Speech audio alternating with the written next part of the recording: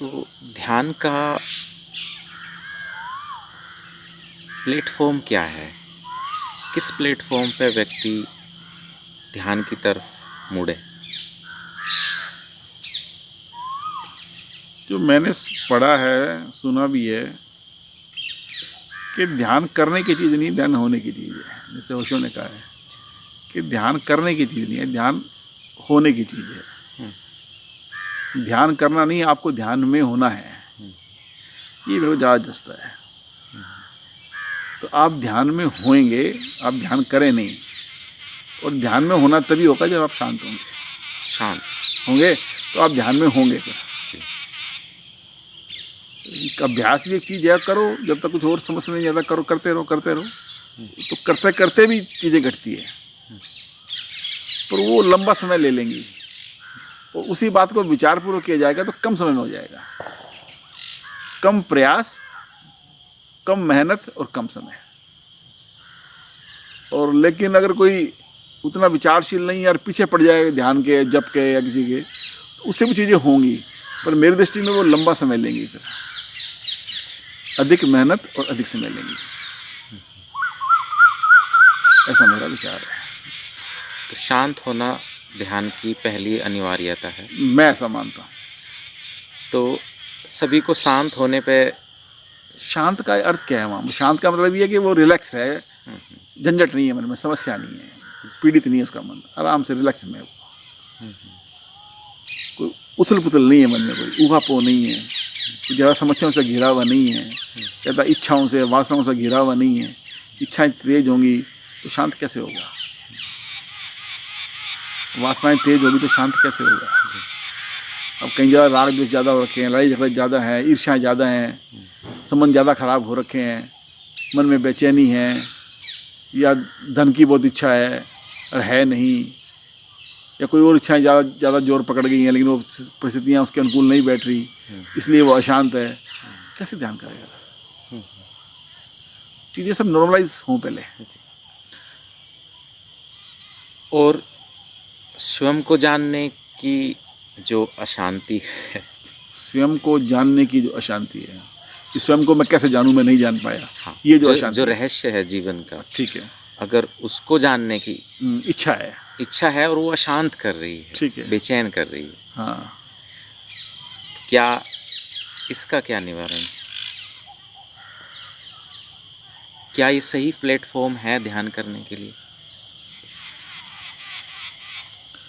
अगर बाकी कोई समस्या नहीं है, खाली एक ही समस्या है, इट मीन्स वो एक तरफ से शांत ही है, काफ़ी हद तक नॉर्मल ही है, उसकी एक ही इच्छा है कि भी मैं आगे बढ़ूं, तो वो ध्यान के लायक तो हुआ है। फिर वो ध्यान के लायक है कहा जा सकता है। तो वो ध्यान करे और गहरा उतरे तो समस्या का समाधान हो ही जाएगा। और अब इसमें भी बहुत मार्ग हैं, कोई विचार के मार्ग पे है। तो मैंने ये भी सुना पड़ा है, मैं इस बात को मानता हूँ भीतर से भी, कि आप सब इच्छाओं को छोड़ दो।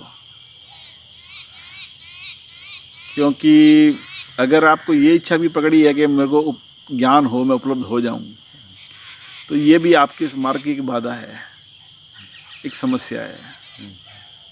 अगर आप इसको भी छोड़ दें तो काम और जल्दी से पूरा होगा, मैं ऐसा मानता हूँ।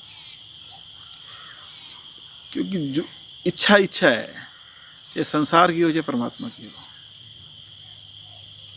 इच्छा दिखता ऐसा है कि संसार की इच्छा है, ये परमात्मा की इच्छा है, ये श्रेष्ठ है, श्रेष्ठ कह लो भले ही, लेकिन अगर इच्छा बंधन है, कामना अगर बंधन है, तो धन की कामना भी बंधन है और परमात्मा की कामना भी बंधन है। और त्याग करना है तो मैं कहूँगा दोनों का करो। जैसे धन की इच्छा है और धन ना मिले तो पीड़ा होती है, अशांति होती है। परमात्मा की इच्छा है, नहीं मिलेगा तो शांति होती है।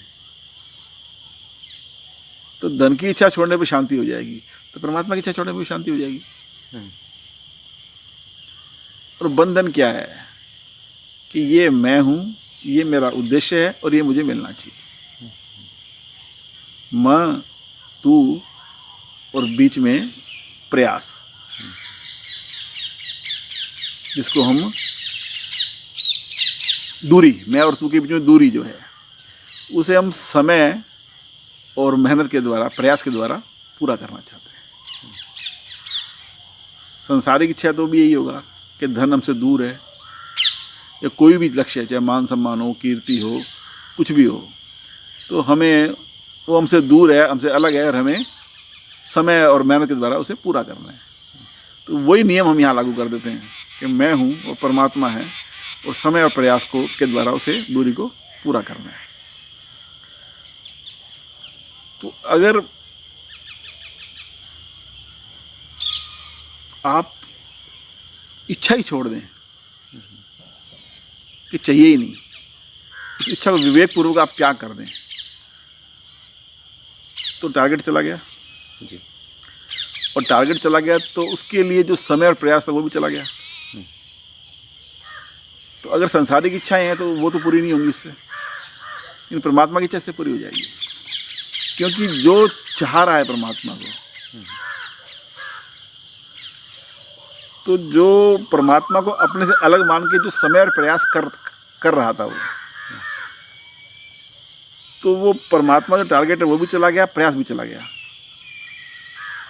तो वो पाएगा कि वो खाली हो जाएगा, तो वो पाएगा कि वो परमात्मा मेरे अंदर ही मौजूद है। समय, प्रयास और अपने से अलग जो मान रहा था, यही बंधन है। परमात्मा मुझसे अलग कहीं दूर है और उसके लिए मुझे प्रयास करना है, ये मान्यता ही परमात्मा की प्राप्ति में बाधा है। यदि ये बात ठीक समझ में आ जाए तो परमात्मा अभी इसी वक्त प्राप्त है। लेकिन क्या परमात्मा को जानने की इच्छा मतलब स्वाभाविक रूप से पैदा होती है या इसे पैदा किया जाता है? और उसी परिप्रेक्ष्य में मैं ये कहना चाहूँगा, क्या ये छोड़ी जाती है या छूट जाती है? तो पूरा मैं नहीं जानता। देखो, परमात्मा को पाने की इच्छा कुछ लोगों में तो स्वाभाविक होती है जी। शायद पूर्व जन्मों को अभ्यास करके आए हैं तो उनको स्वाभाविक हो जाती है। कुछ व्यक्ति ऐसे होते हैं जिनको इस संसार में चोट पड़ती है, चोट पड़ने पर उनका विवेक जागृत होता है, तो वो भी परमात्मा की प्राप्ति की इच्छा करते हैं। और कुछ व्यक्ति ऐसे होते हैं शायद जिन्हें कोई संत महात्मा मिल जाता है, उसकी बात सुनते हैं, उसकी बात उनको जम जाती है, तो वो लोग भी चल पड़ते हैं। तो अलग अलग व्यक्तियों के लिए अलग अलग कारण होंगे परमात्मा की ओर चलने में।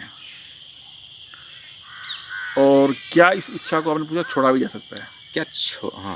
क्या मैं छोड़ सकता हूँ या यह स्वतः ही छूटती है? तो बहुत से लोग इस मार्ग पे चलते हैं जी। और बाद में इस मार्ग को छोड़ देते हैं, ऐसा भी तो होता है ना।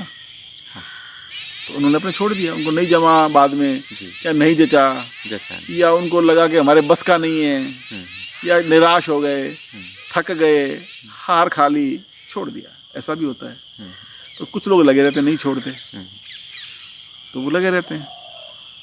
अब आपने जो कहा कि क्या इस इच्छा को छोड़ भी सकते हैं, तो छोड़ सकते हैं, और कुछ लोग नहीं छोड़ते। और अगर आप इस संदर्भ में पूछ रहे हो कि जैसे मैंने कहा कि भी परमात्मा की इच्छा छोड़ दो तो काम बना बनाया है जी। उस संदर्भ में आप कह रहे हैं कि अगर पूछ रहे हैं कि क्या इसे हम छोड़ सकते हैं, तो विवेक विचार किया जाए तो छोड़ सकते हैं। कि बात अगर समझ में आ जाए कि मेरी ये इच्छा ही बाधा है मेरे लक्ष्य तक पहुंचने में, ये बात ठीक समझ में आ जाए और छोड़ने पर बात बनी ही हुई है समझ में आ जाए, तो छोड़ दोगे आप। तो आपको इच्छा से मतलब नहीं है, आपको तो अपने उद्देश्य को पूरा करने से मतलब है।